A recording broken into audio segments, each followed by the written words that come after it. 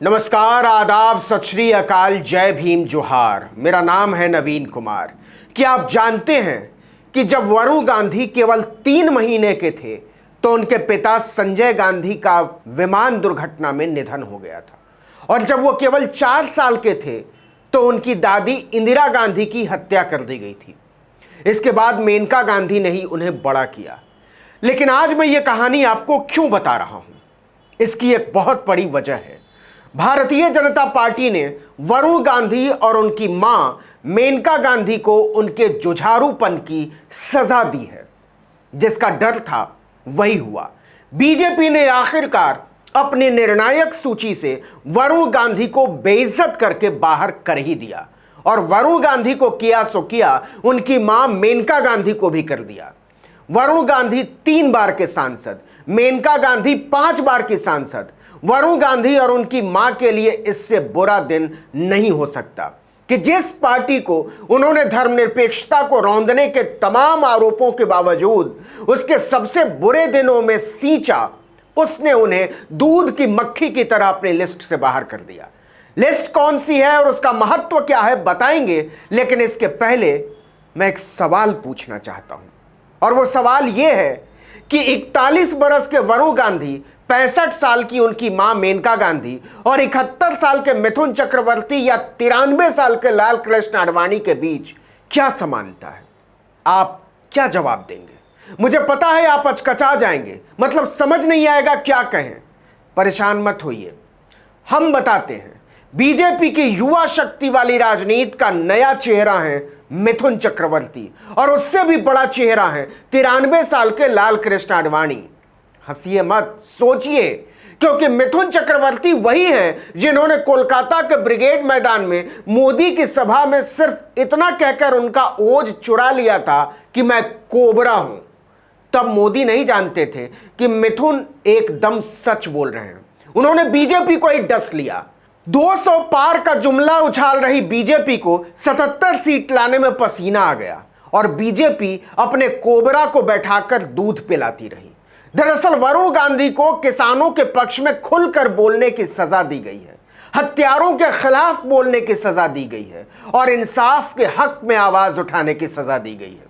Bharatiya Janata party की नई राष्ट्रीय कार्यकारिणी से उन्हें बाहर कर दिया गया है, और बेटे के सच बोलने की सजा उनकी मां को भी दी गई है। मेनका गांधी को भी पहली बार यह जिल्लत झेलनी पड़ी है।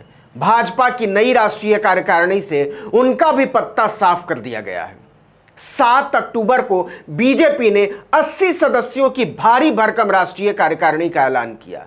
इसमें प्रधानमंत्री नरेंद्र मोदी हैं, गृह मंत्री अमित शाह हैं, राजनाथ सिंह हैं, 93 साल के लाल कृष्ण आडवाणी भी हैं, और 87 साल के मुरली मनोहर जोशी भी।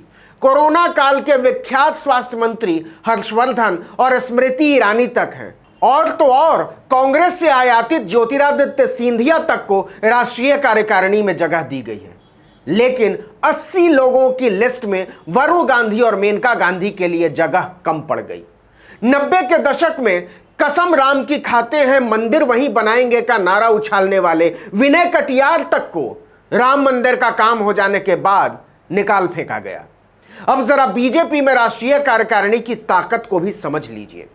यह संगठन की वो इकाई है जो पार्टी के सबसे बड़े फैसले करती है।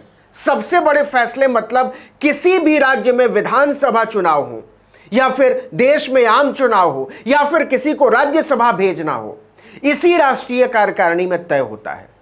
भाजपा का नया अध्यक्ष कौन होगा, इसी राष्ट्रीय कार्यकारिणी में तय होता है। किसको पार्टी से निकालना है, इसी राष्ट्रीय कार्यकारिणी में तय होता है। इसको और आसानी से ऐसे समझिए कि नरेंद्र मोदी को गोवा राष्ट्रीय कार्यकारिणी की बैठक में ही प्रधानमंत्री का उम्मीदवार बनाया गया था। राष्ट्रीय कार्यकारिणी भाजपा की इकलौती ऐसी इकाई है जिसकी बैठकों में प्रधानमंत्री खुद शामिल होते हैं। इसका मतलब यह हुआ कि बिना राष्ट्रीय कार्यकारिणी की मंजूरी के बीजेपी में पत्ता भी नहीं हिल सकता। इस लिस्ट में शामिल होना जितना मुश्किल है, उतना ही पार्टी के लिए मुश्किल होता है किसी को इस लिस्ट से बाहर करना। इसीलिए वरुण गांधी और मेनका गांधी या विनय कटियार को इससे बाहर करने का सीधा मतलब यह है कि पार्टी ने इशारा कर दिया है, हमें अब आपकी सेवाओं की और जरूरत नहीं है, थैंक यू। हम आपकी नाराजगी या खुशी का कोई नोटिस नहीं लेते। आपके पार्टी में रहने या जाने से हमें कोई फर्क नहीं पड़ने वाला। हमने पहले भी बताया था कि वरुण गांधी को बीजेपी ने हाशिए पर फेंक दिया है, महासचिव पद से हटा दिया था, बंगाल के प्रभारी का पद छीन लिया था। दूसरे कार्यकाल में मेनका गांधी को मंत्रिमंडल में शामिल न करके नरेंद्र मोदी ने जता दिया था कि आपकी जरूरत खत्म हो चुकी है, पार्टी में भी और सरकार में भी। हमने यह भी बताया था कि वरुण गांधी लगातार बीजेपी के सामने सवाल उठा रहे हैं। 10 महीने से प्रदर्शन कर रहे किसानों के साथ बातचीत का सवाल हो या गन्ने का समर्थन मूल्य बढ़ाने का, वरुण गांधी योगी सरकार को कटघरे में खड़ा कर रहे थे। लखीमपुर की घटना के बाद तो वो लगभग रोज ही बीजेपी के चाल चलन पर अंगुली उठा रहे थे। जब भी कोई नया वीडियो सामने आता था, वरुण गांधी उसे लेकर सरकार को घेरने लगते थे। लेकिन जब उन्होंने मंत्री के बेटे की तत्काल गिरफ्तारी की मांग कर दी तो बीजेपी बिलबिला उठी। उन्होंने 7 अक्टूबर को एक ट्वीट में किसानों को कुचलने का वीडियो पोस्ट करते हुए लिखा कि यह वीडियो शीशे की तरह साफ है, प्रदर्शनकारियों को हत्याओं के जरिए नहीं खामोश किया जा सकता। मासूम किसानों का जो खून बहाया गया है उसकी जिम्मेदारी तय होनी चाहिए। इसके पहले कि किसानों के दिमाग में यह क्रूरता और अहंकार घर कर जाए, न्याय मिलना जरूरी है। वो किसकी क्रूरता और अहंकार की बात कर रहे थे? इसके पहले 5 अक्टूबर को इसी मामले में एक वीडियो ट्वीट करते हुए वरुण ने लिखा था कि लखीमपुर खीरी में किसानों को गाड़ियों से जानबूझकर कुचलने का यह वीडियो किसी की भी आत्मा को झकझोर देगा। पुलिस इस वीडियो का संज्ञान लेकर इन गाड़ियों के मालिकों, इनमें बैठे लोगों और इस प्रकरण में संलिप्त अन्य व्यक्तियों को चिन्हित कर तत्काल गिरफ्तार करें। वो गाड़ी किसकी थी ये आप जानते हैं। कुल मिलाकर वरुण गांधी बीजेपी में अपराधीकरण के खिलाफ लगातार आवाज उठा रहे थे और यह बात नरेंद्र मोदी, अमित शाह और जेपी नड्डा को बिल्कुल पसंद नहीं आ रही थी। गोली बंदूक गुंडागर्दी में पीएचडी पार्टी के बाहुबलियों को भी लंदन स्कूल ऑफ इकोनॉमिक्स का यह ग्रेजुएट पसंद नहीं आ रहा था। इशारा साफ है, वरुण और मेनका बीजेपी छोड़ दें।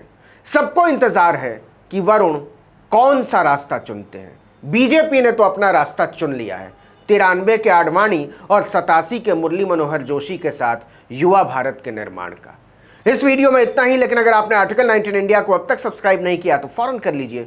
बेल आइकॉन दबाइए, घंटी जैसी आकृति, लाइक कीजिए और कमेंट करके बताइए हमारा वीडियो आपको कैसा लगा। अगर यूट्यूब पर देख रहे हैं तो सब्सक्राइब, और अगर फेसबुक पर देख रहे हैं तो हमारे पेज पर जाइए वीडियो देखने के बाद और लाइक फॉलो दबा दीजिए। नमस्कार।